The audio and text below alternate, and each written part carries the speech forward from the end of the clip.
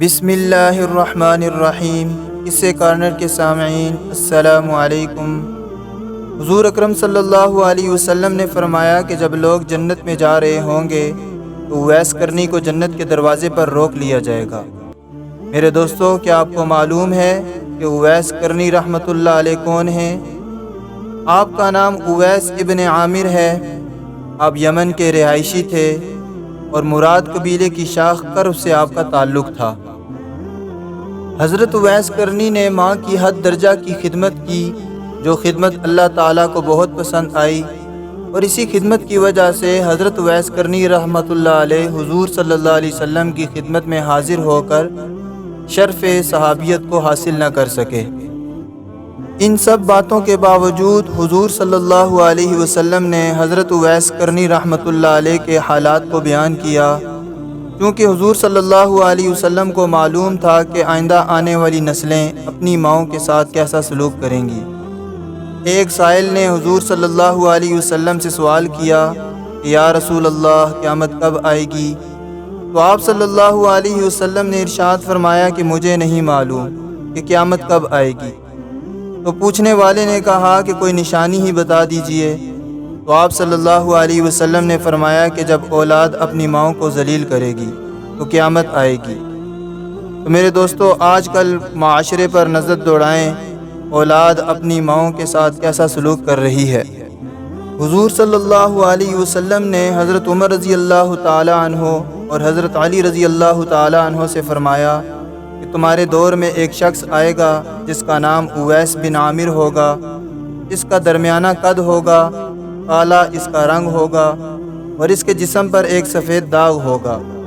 حضور صلی اللہ علیہ وسلم نے حضرت اویس کرنی کا حلیہ ایسے بیان فرمایا جیسے ان کو اپنے سامنے دیکھ رہے ہوں۔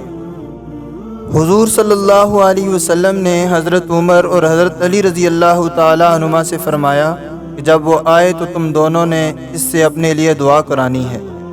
میرے دوستو، حضرت عمر رضی اللہ تعالی عنہ اور حضرت علی رضی اللہ تعالی عنہ کو اویس کرنی کی دعا کی کیا ضرورت تھی؟ یہ دونوں تو وہ ہستیاں ہیں جو خلفائے راشدین میں شامل ہیں، جو عشرہ مبشرہ میں بھی شامل ہیں، جن دونوں کو دنیا ہی میں جنت کی بشارت سنا دی گئی تھی۔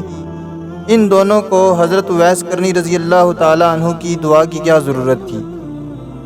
مگر یہاں حضور صلی اللہ علیہ وسلم نے ساری امت کو پیغام پہنچایا کہ ماں کا کیا مقام ہے اور ماں کی خدمت کرنے والے کا کیا درجہ ہے۔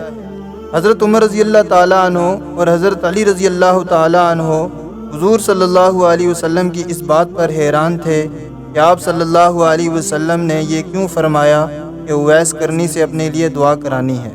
تو حضور صلی اللہ علیہ وسلم نے ان سے فرمایا کہ اویس نے اپنی ماں کی خدمت اس طرح کی ہے کہ جب وہ ہاتھ اٹھاتا ہے تو اللہ تعالیٰ اس کی دعا کو خالی نہیں جانے دیتا۔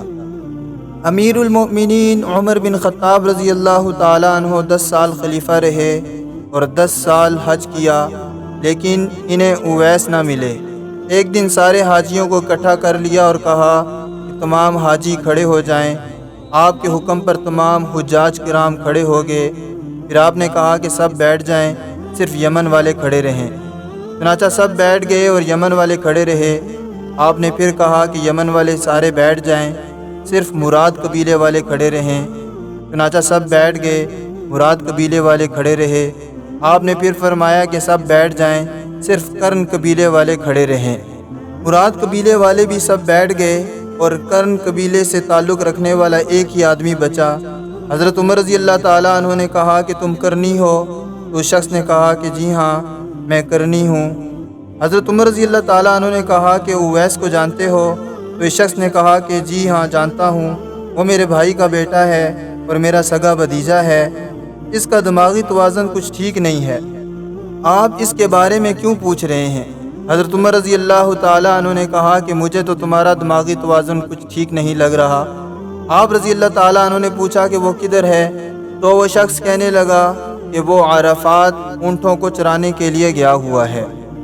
حضرت عمر رضی اللہ تعالیٰ عنہ نے حضرت علی رضی اللہ تعالیٰ عنہ کو ساتھ لیا اور عرفات کی طرف دوڑ لگا دی۔ جب وہاں پہنچے تو دیکھا کہ اویس کرنی درخت کے نیچے نماز پڑھ رہے ہیں اور ان کے چاروں طرف اونٹ خود ہی چر رہے ہیں۔ یہ دونوں حضرات آ کر بیٹھ گئے اور اویس کرنی کی نماز ختم ہونے کا انتظار کرنے لگے۔ جب حضرت اویس کرنی نے محسوس کیا کہ 2 آدمی آئے ہیں تو انہوں نے نماز کو مختصر کر دیا، سلام پھیر کر نماز کو ختم کیا۔ تو حضرت عمر رضی اللہ تعالیٰ عنہ نے پوچھا کہ بھائی تم کون ہو؟ تو اویس کرنی نے جواب دیا کہ میں ایک مزدور ہوں۔ حضرت اویس کرنی کو خبر نہ تھی کہ اس کے سامنے جو ہستیاں بیٹھی ہیں وہ حضرت عمر ابن خطاب اور حضرت علی رضی اللہ تعالیٰ عنہما ہیں۔ حضرت عمر رضی اللہ تعالیٰ عنہ نے پوچھا کہ بھائی تمہارا نام کیا ہے؟ تو حضرت اویس کرنی نے کہا کہ میرا نام عبداللہ ہے، یعنی میں اللہ کا بندہ ہوں۔ حضرت عمر رضی اللہ تعالیٰ عنہ نے کہا کہ سارے ہی اللہ کے بندے ہیں، تمہاری ماں نے تمہارا کیا نام رکھا ہے؟ تو اویس کرنی نے کہا کہ آپ کون ہیں جو مجھ سے اتنی پوچھ گچھ کر رہے ہیں؟ ان کا یہ کہنا تھا کہ حضرت علی رضی اللہ تعالیٰ عنہ نے کہا کہ یہ امیر المؤمنین عمر ابن خطاب ہیں اور میں علی ابن طالب ہوں۔ حضرت اویس کرنی کا یہ سننا تھا کہ وہ کانپنے لگے، کہا کہ میں معافی چاہتا ہوں، میں تو آپ کو پہچانتا ہی نہ تھا، میں تو پہلی دفعہ آیا ہوں۔ تو حضرت عمر رضی اللہ تعالیٰ عنہ نے کہا کہ تم ہی اویس ہو؟ تو انہوں نے کہا کہ جی ہاں میں ہی اویس ہوں۔ حضرت عمر رضی اللہ تعالیٰ عنہ نے فرمایا کہ پھر ہاتھ اٹھاؤ اور ہمارے لیے دعا کرو۔ حضرت اویس کرنی رونے لگے اور کہا کہ میں دعا آپ حضرات کے لیے کیسے کر سکتا ہوں؟ آپ لوگ تو سردار ہیں اور میں آپ کا نوکر ہوں، میں آپ لوگوں کے لیے کیسے دعا کروں؟